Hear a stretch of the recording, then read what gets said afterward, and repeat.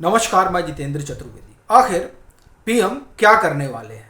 ये जो सवाल है वो अनायास नहीं उठा है। इसके उठने की जो सबसे बड़ी वजह है वो ये कि 10 तारीख को पीएम ने एक सभा में जो कुछ बोला और दूसरा 11 तारीख को वो सोमनाथ मंदिर गए हुए थे, वहाँ उन्होंने जो कुछ कहा उसके बाद से दरअसल हलचल बढ़ गई है। आलम यह है कि पीएमओ की तरफ दौड़ लग गई है उन लोगों की जो पीएम के बयान से घबराए हुए हैं। सवाल यह है कि पीएम ने ऐसा बयान क्यों दिया, और ये जो क्यों है वही असल में वो गुत्थी है जो ये बताती है कि कुछ तो है जो पक रहा है।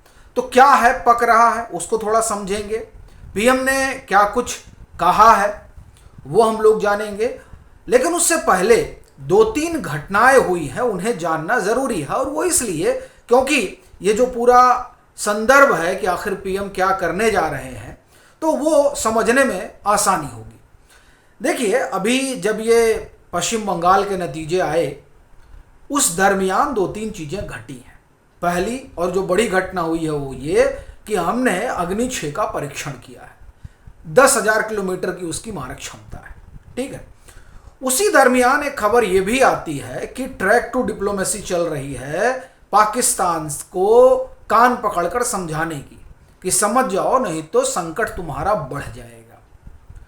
दूसरी चीज जो हुई है वो इसी दरमियान ये हो रही है कि बांग्लादेश को दो टूक बता दिया गया है कि हैसियत में रहो, अगर हैसियत से बाहर निकलोगे तो तुम्हारे लिए मामला जो है वो बिगड़ जाएगा। और इसी दरमियान आप देखिए बीएसएफ को पश्चिम बंगाल सरकार ने जमीन मुहैया करवा दी है जिसकी मांग लंबे समय से चलती रही, लेकिन चूंकि वहां पर ममता दीदी की सरकार थी तो वो बीएसएफ को जमीन दे नहीं रही थी। ये जमीन क्यों मुहैया करवाई गई है और क्यों मायने रखती है?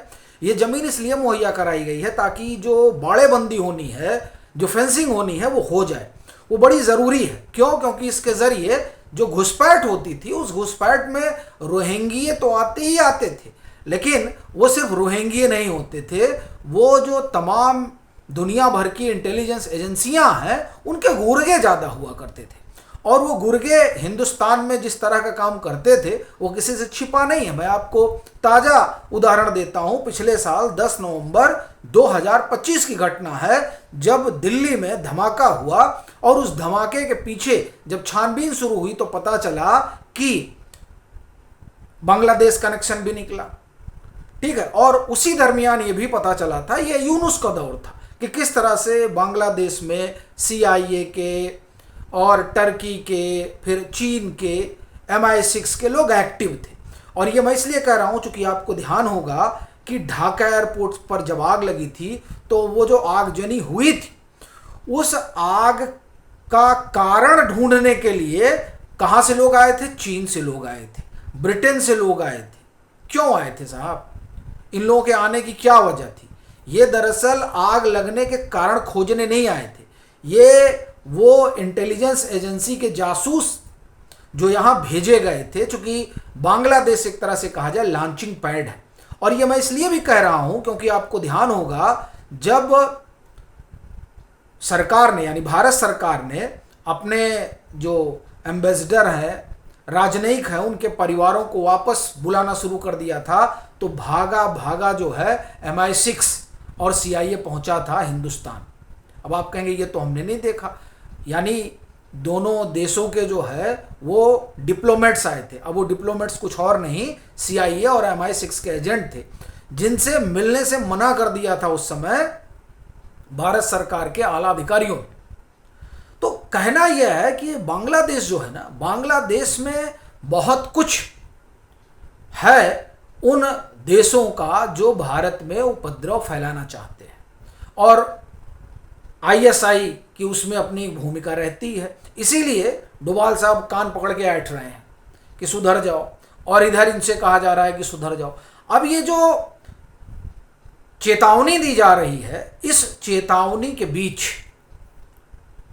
जिस तरह का हलचल पैदा हो रहा है वो हलचल आप इस बात से समझ सकते हैं कि प्रधानमंत्री बेंगलुरु जाते हैं आर्ट ऑफ लिविंग सेंटर पर, और उस सेंटर पर जाने से ठीक आधा घंटा पहले जिंदा जिलेटिन पकड़े जाते हैं, यानी विस्फोटक पकड़े जाते हैं। आप इसे समझिए कि किस तरह की हलचल है, और ये जो हलचल है वो हलचल ये बताती है कि किस तरीके से नकेल कसी गई है। नकेल ऐसी कसी गई है कि पाकिस्तान से लेकर बांग्लादेश और चीन तक को समझा दिया गया है कि साहब कायदे में रहोगे तो फायदे में रहोगे। तो इसका मतलब यह है कि कुछ तो पीएम करने जा रहे हैं, और जो कल यानी 10 और आज 11 को जो कुछ पीएम ने कहा, उसका सीधा संदेश जो है ना वो किसी और को नहीं है, वो सीधे सीधे डोनाल्ड ट्रंप को यानी अमेरिका को चेताया गया है कि ये जो रायता फैलाया गया है मध्य एशिया में या पश्चिम एशिया में, इसे अगर जल्दी नहीं समेटा गया तो आपके लिए मामला विकट हो सकता है। क्या कहा, जिसकी वजह से देखिए हिंदुस्तान में बड़ा पैनिक है। लोग कह रहे हैं कि जो है क्राइसिस आ गया है। मसला क्राइसिस का नहीं है, मसला कुछ और है। लेकिन पहले पीएम ने क्या कहा? पीएम ने कहा कि भाई देखिए, जैसे आपने कोविड के समय में काम किया था, सब चीज़ें ऑनलाइन ही चल रही थी, घर में बैठकर आप काम कर रहे थे, उस मोड में जो है आप एक तरह से रहे कि उस मोड के लिए तैयार रहिए और वैसा करिए।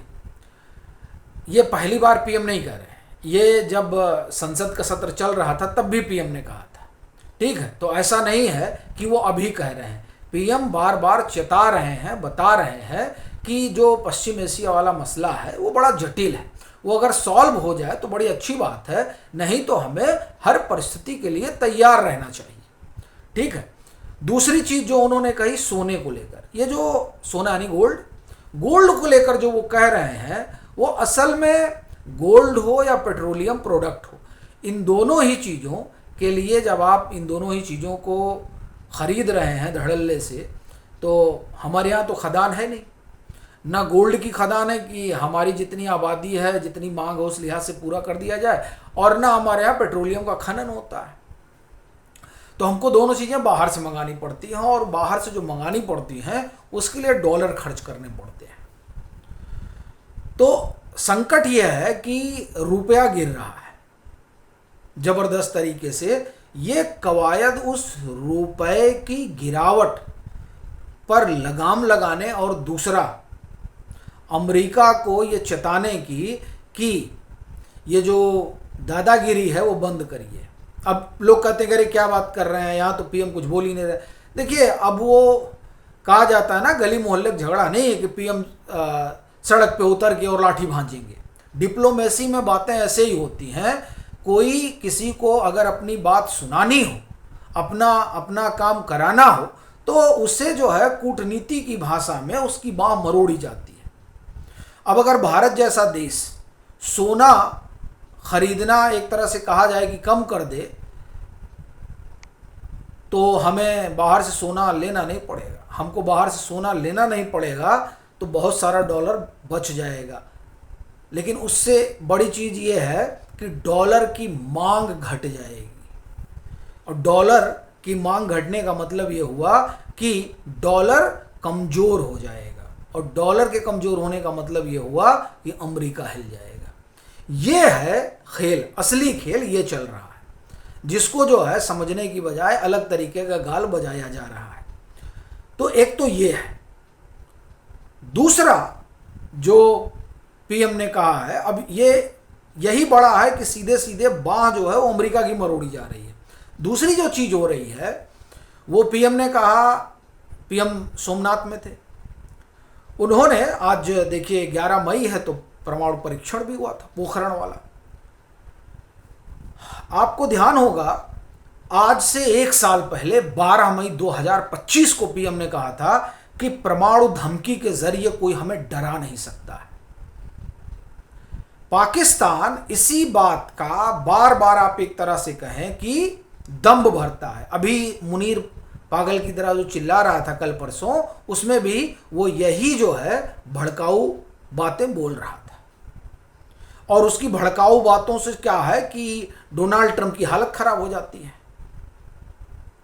तो इसलिए पीएम ने बड़े साफ तौर पर कहा कि हमें जो है, हम वो देश हैं कि हमने परमाणु परीक्षण किया और जब हमसे कहा गया तो हमने फिर 13 तारीख को किया और 2 किया और बता दिया कि हम जो है वो अटल हैं, अडिग हैं, हम डरने वाले नहीं हैं। इसके जरिए पीएम संदेश दे रहे हैं अमेरिका को, पाकिस्तान को। अमेरिका को यह बता रहे हैं कि अब की बार गिदड़ भभकी नहीं चलेगी और इसको समझा लीजिए, नहीं तो अगर ये ज़्यादा अपना पैर पसारेगा चादर से बाहर तो इनको जो है वो जो चादर है वही ताबूत बना दी जाएगी। तो ये चल रहा है। तो कहना यह है कि ये जो 3-4 घटनाएं हुई हैं जो हमने आपको पहले बताई और उसके बाद जो पीएम कह रहे हैं, इसके ज़रिए सीधा संदेश और संकेत ये है कि तैयारी जो है वो हर स्थिति से निपटने के लिए है और ये मानकर चलिए कि आपके दरवाजे पर चीज़ें दस्तक दे रही हैं, खास तौर से मुनीर का पागलपन। और ये जो पूरा खेल चल रहा है ना, वो खेल उस मुनीर के पागलपन को उसके ताबूत में डालने का है। बाकी आप लोगों की क्या राय है, ज़रूर साझा करिए।